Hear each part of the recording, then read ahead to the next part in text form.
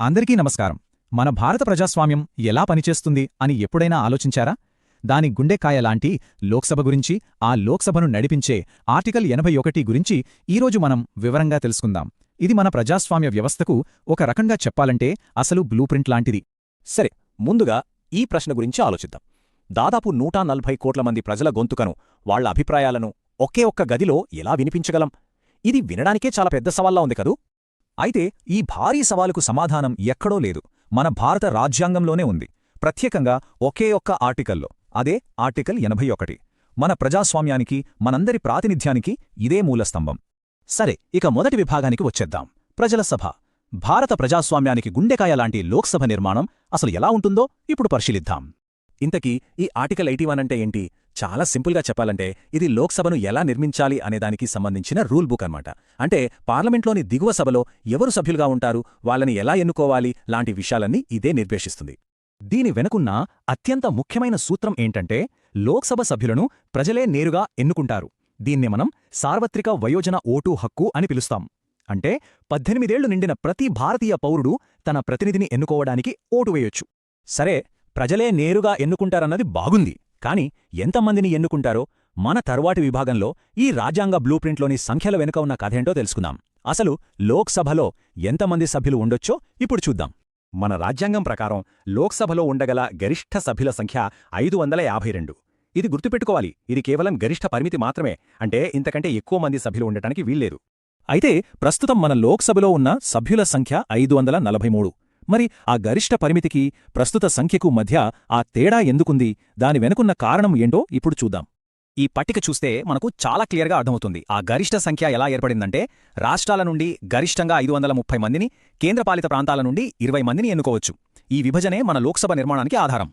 అయితే ఈ నంబర్సు ఏదో ఊరికే పెట్టినవి కాదండోయ్, వాటి వెనుక ఒక చాలా ముఖ్యమైన సూత్రముంది. అదే సమాన ప్రాతినిధ్యం. ప్రజాస్వామ్యంలో ఇది చాలా కీలకమైన అంశం. దాని గురించే ఇప్పుడు మాట్లాడుకుందాం. ఇక్కడున్న మెయిన్ రూల్ చాలా సింపుల్. జనాభాను బట్టి ప్రాతినిధ్యం. అంటే ఒక రాష్ట్రంలో జనాభా ఎంత ఎక్కువగా ఉంటే ఆ రాష్ట్రానికి లోక్సభలో అన్ని ఎక్కువ సీట్లు కేటాయిస్తారన్నమాట. ఇదే ప్రజాస్వామ్య సమానత్వానికి పునాది. ఉదాహరణకు ఉత్తరప్రదేశ్ తీసుకోండి. అక్కడ జనాభా చాలా ఎక్కువ కదా, కాబట్టి వారికి లోక్సభలో సీట్లు కూడా ఎక్కువే.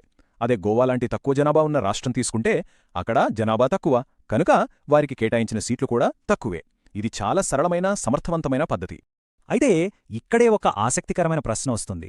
జనాభాని బట్టి సీట్లు కేటాయిస్తారని అంటున్నాం, సరే, కాని ఏ జనాభా లెక్కలను ఉపయోగిస్తున్నారు? ఇది కథలో ఒక ముఖ్యమైన మలుపు. ఈ టైంలైన్ చూడండి, ఇది చాలా ముఖ్యం. ప్రస్తుతం మనం ఉపయోగిస్తున్న జనాభా లెక్కలు 1971 నాటివి. అవును, విన్నది నిజమే. కొన్ని రాష్ట్రాలు జనాభా నియంత్రణలో బాగా పనిచేశాయి, కొన్ని వెనుకబడ్డాయి. ఈ అసమాన జనాభా పెరుగుదల వల్ల ప్రాతినిధ్యంలో తేడాలు రాకూడదనే ఉద్దేశంతో 1971 జనాభా లెక్కలనే ఆధారంగా తీసుకుని సీట్ల సంఖ్యను ఫ్రీజ్ చేశారు. ఈ స్తంభన 2026లో ముగియబోతోంది. ఇది భవిష్యత్తులో పెద్ద చర్చకు దారితీయవచ్చు.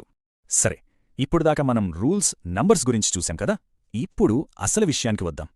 ఈ వ్యవస్థ వాస్తవ ప్రపంచంలో ఎలా పనిచేస్తుంది, దీని ప్రాముఖ్యత ఏంటి, అదే మన 4వ విభాగంలో చూడబోతున్నాం. మనం ఓటేసి గెలిపించిన ఆ 543 మంది ఎంపీలు, వాళ్ళు కేవలం మన ప్రతినిధులు మాత్రమే కాదు, దేశం కోసం చట్టాలు చేసేది వాళ్లే, జాతీయ బడ్జెట్ను ఆమోదించేది వాళ్లే, ప్రభుత్వాన్ని నిలదీసి జవాబుదారీగా ఉంచేది కూడా వాళ్లే. వాళ్ల పాత్ర అత్యంత శక్తివంతమైనది. చూడండి, ఈ శక్తి ప్రవాహం ఎంత అద్భుతంగా ఉందో. అంతా మొదలయ్యేది ఒకే ఒక్క ఓటుతో. పౌరులు ఓటు వేస్తారు, ఎంపీలు ఎన్నికవుతారు, వాళ్లు పార్లమెంట్లో మనకోసం చట్టాలు చేస్తారు.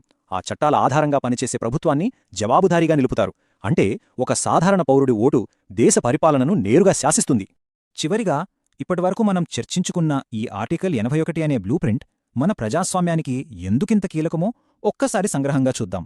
కాబట్టి ఈ మొత్తం విశ్లేషణ నుండి మనం గుర్తుంచుకోవాల్సిన ముఖ్య సారాంశం ఒక్కటే: ఆర్టికల్ 81 లోక్సభ నిర్మాణాన్ని నిర్వచిస్తుంది. అలానే జనాభా ఆధారంగా ప్రతి పౌరుడికి ప్రత్యక్ష ప్రాతినిధ్యాన్ని కల్పిస్తుంది. ఇదే మన ప్రజాస్వామ్యానికి పునాది. ఇప్పుడు 2026 దగ్గర పడుతోంది కదా, ఆ సీట్ల ఫ్రీజ్ ముగింపు దశకు చేరుకుంటున్న ఈ సమయంలో మన భారత ప్రజాస్వామ్య బ్లూప్రింట్ ఎలా మారవచ్చు? భవిష్యత్తులో మన ప్రాతినిధ్య వ్యవస్థలో ఏమైనా మార్పులు వస్తాయా? ఇది మనందర్నీ ఆలోచింపజేసి